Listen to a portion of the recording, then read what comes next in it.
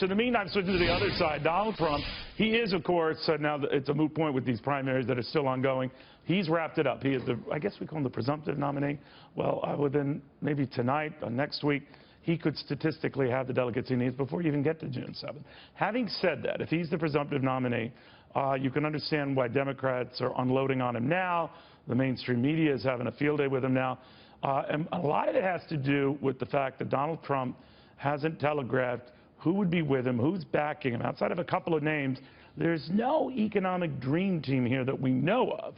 But maybe Charlie Gasparino knows. Charlie, I think he needs that. I think he needs some, for lack of a better word, street cred to fight the accusations that he is sort of like the Lone Ranger on this.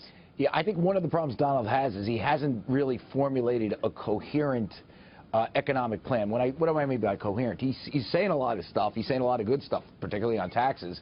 But, you know, he keeps waffling back and forth. He's saying, well, maybe he'll negotiate it down. And I think that's part of the problem. He's also protectionist. And if you need really experienced people that, you know, that could come in and calm the markets, I would say the vast majority of them are not protectionist. But I did put up I put together a little list. I'll tell you what I hear. These are the guys I keep hearing as his possible Treasury Secretary, and there'll be others under him. You hear people like Carl Icahn, the corporate raider. Steve Mnuchin used to work at Goldman. He's his campaign finance manager. Anthony Scaramucci, our guy, the hedge fund guy, as Donald called him.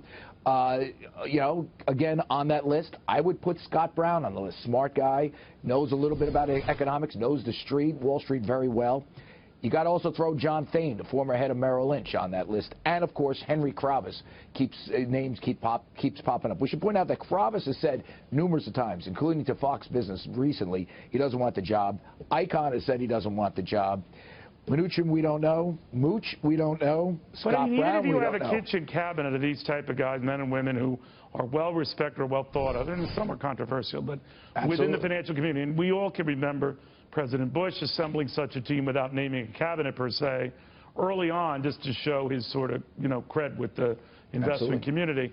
But Donald Trump hasn't assembled it. Well, he's not needed to, but I think now we're at the point where he needs to. Yeah, no, and you're absolutely right, and he is going to, according to Mnuchin. Mnuchin told me that they are putting together an economic sort of advisory team or you know, a group of economic people, which I think will be used also to fundraise for the street. But here's the problem that he has. Donald is running, and all you have to do is look at his rhetoric. Don't take it from me. He's running a very different Republican campaign. He's out there, and he's talking protectionism. He's out there waffling on his tax cuts. He's out there, you know, expanding the budget rather than saying, how do we make, you know, big government smaller.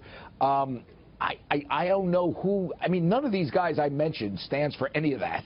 I must point out, you know, from an economic standpoint. So I'm just saying this is going to be an interesting pick. It's going to be fascinating how he comes up with these guys. Do these guys, you know, it's very possible, because you're hearing this already, that all these guys are saying, well, that's what Donald's saying during the election, all the protectionism stuff. You know, he's going to be a conservative when he gets to the general election.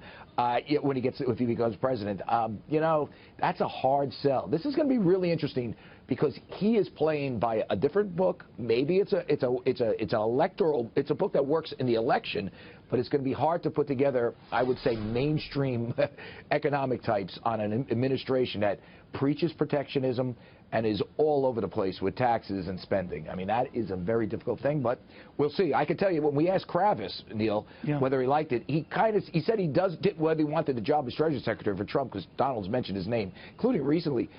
He said no, but he kind of left the door open this much, you know. They all say no, right. You know, and then it comes up. But I'll tell you, it really helped then Senator Barack Obama to know that Warren Buffett liked what you were saying. Absolutely. That a lot of top executives at Goldman Sachs like what you're saying. It does give you a little bit more sheen. Not that Donald Trump would desperately need it, given his business skills and all, but I think to assuage those who are concerned, including just the Financial Times today, that he'd start a global trade war. I mean, it could ease that. Well, we'll see. Yeah. Well, Mark Cuban came out and he said if Donald gets elected, the market's going to go down 20%. Yeah, I don't believe that, but it's, you know, there is some fear here. You know? No, and Cuban, of course, is on that list that apparently includes a number of third-party alternative candidates. Absolutely. He is denying that, disputing that. He even told me when we last chatted that, no, not going to happen, but he is making some noise. All right, buddy, thank you very, very much.